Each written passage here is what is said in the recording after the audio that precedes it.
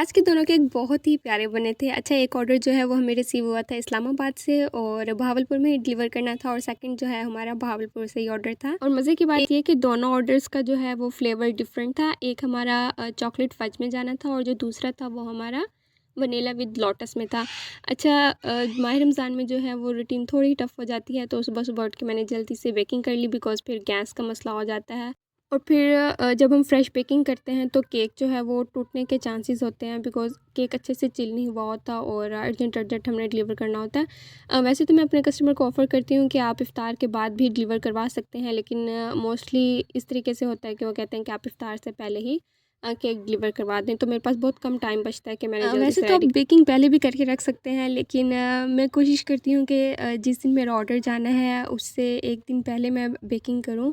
और मुझे लगता है कि जब हम केक को बेक करके ज़्यादा दिन के लिए रखते हैं तो उसके अंदर जो है वो फ्रेशनेस नहीं रहती और वो टेस्ट नहीं रहता जो हम मतलब कुछ घंटे पहले बेक कर रहे हैं और फिर हम रेडी करके कस्टमर को डिलीवर कर रहे हैं। और अगर तो यही हम बात करें अपने कस्टमर की, तो कुछ कस्टमर ऐसे होते हैं कि वो 1 मिनट लगाते हैं आपको बताने में कि आपके चार्जेस बहुत ज़्यादा हैं, आप बहुत ज़्यादा चार्ज कर रही हैं। अच्छा, इतने चार्जेस में तो हमें इतने का मिल जाएगा, बाहर से हमें इतने का मिल जाएगा।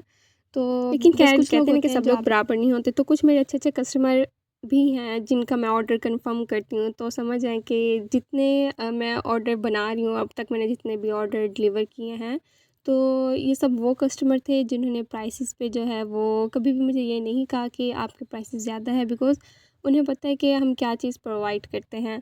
दूसरा बड़ा मसला होता है पाउंड का मसला होता है। अच्छा, जब भी मैं कस्टमर से जो कस्टमाइज़ेशन के एक्स्ट्रा चार्जेस होते हैं, सब केक की डिफरेंट प्राइसेस होते हैं और मैं उन्हें डिफरेंट प्राइसेस बता रही हूँ, तो वो आगे से कहते हैं कि है तो सभी 2 पाउंड में, तो आप किसी के प्राइसेस ज़्यादा बता रही हैं, किसी के प्राइसेस कम बता रही हैं। तो देखें, आपको ये चीज़ समझने की ज़रूरत है कि जिस पे कस्टमाइज़ेशन ज़्यादा होती है तो ऑब्वियसली उसके चार्जेस ज़्यादा होते हैं, और जो बिल्कुल सिंपल सा केक है और कम कस्टमाइज़ेशन में है तो ज़ाहिर-सी बात है उसके चार्जेस उसी के अकॉर्डिंग ही होंगे। अभी 2 पाउंड का केक था और अभी मैंने इसे जस्ट फिलिंग और क्रम्ब कोट ही किया था और ये 2 पाउंड डन हो चुका था। ठीक है, अब इसके ऊपर जो मैंने फाइनल कोट की है, उसके बाद पाइपिंग हुई है और ये तकरीबन 3 पाउंड का हो गया था। तो मैं अब कस्टमर को ये तो नहीं कह सकती ना कि आपका केक जो है वो 3 पाउंड में रेडी हुआ है, तो आप मुझे 1 पाउंड के और चार्जेस जो हैं वो पे करें। तो काइंडली आप ये तो मैसेज करने से पहले कि ये केक इतना एक्सपेंसिव क्यों है और आप इस बहुत ज़्यादा चार्ज करती हैं, काइंडली आप थोड़ी वीडियोस वगैरह देख लिया करें और सर्च कर लिया करें कस्टमाइज़ केक के बारे में।